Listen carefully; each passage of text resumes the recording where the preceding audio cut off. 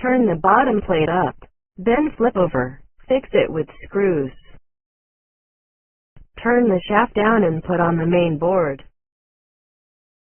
Fix the screws again.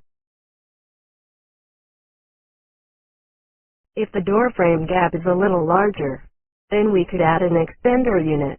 Put on the pull kit and fix the screws. Put the lever slide rail on and fix screws. Then put the slide rail shell on.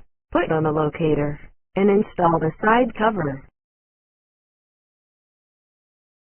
Then open the door to 90 degrees. Fix well the locator. Then connect the wire. Put on case 2. Power on. This is the installation, the automatic door operator.